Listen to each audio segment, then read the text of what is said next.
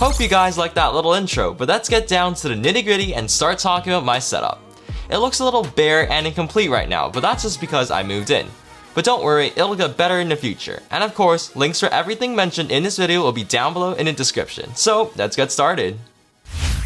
My desk of choice is the ever so popular IKEA desk hack.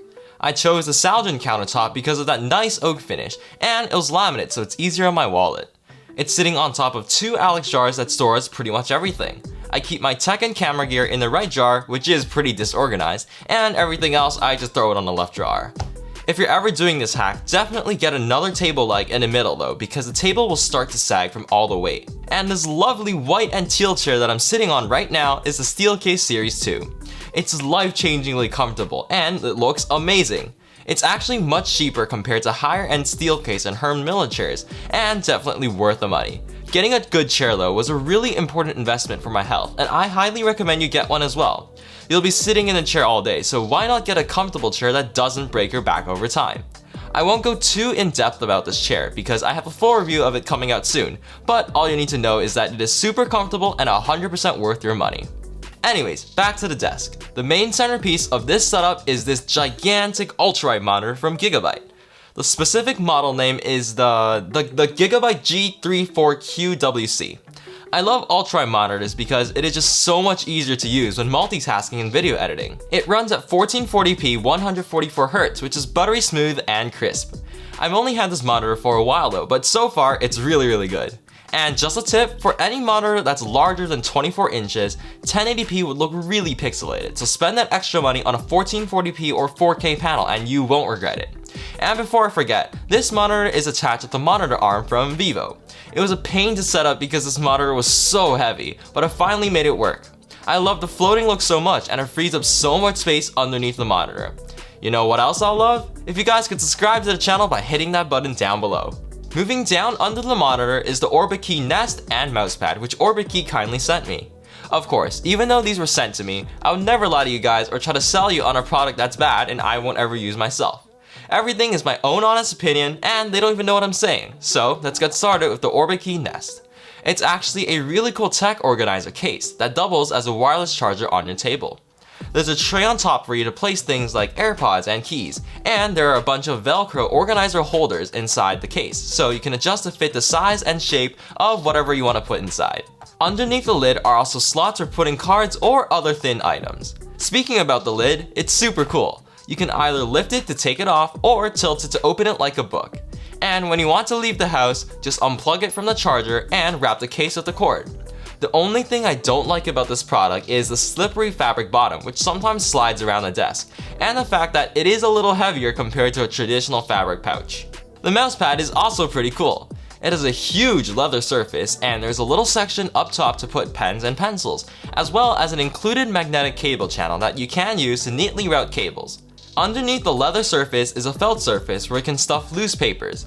The felt surface on the bottom does occasionally slide a bit though, which is a bit annoying.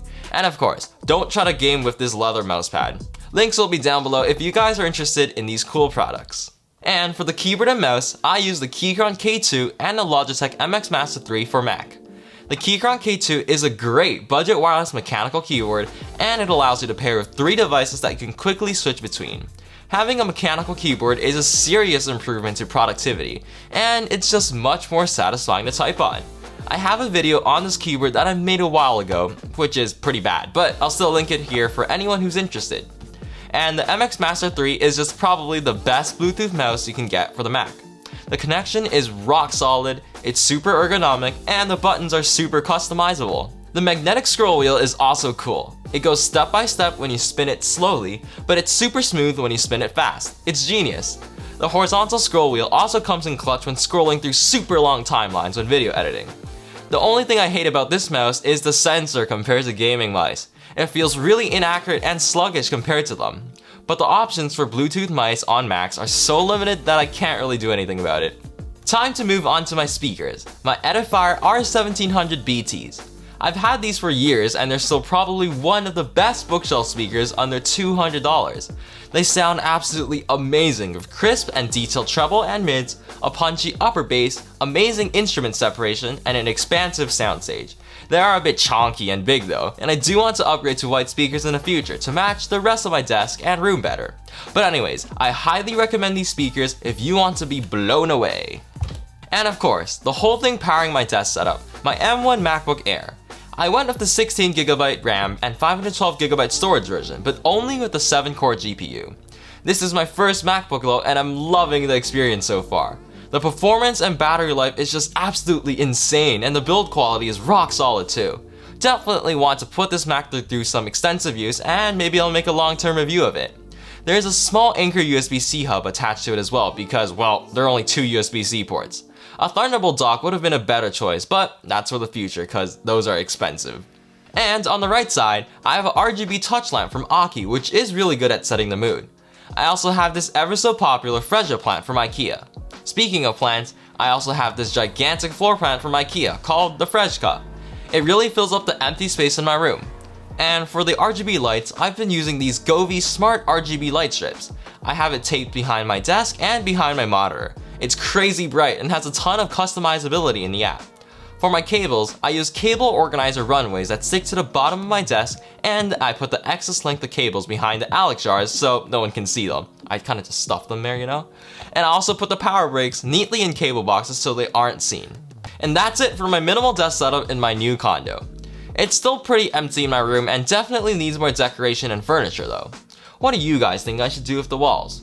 And of course, thank you so much for watching if you guys stayed all the way till the end. And as always, all the products mentioned in the video are down below in the description. Also, don't forget to smash that like button and subscribe to the channel for more awesome tech content. Stay safe and see you guys in the next one.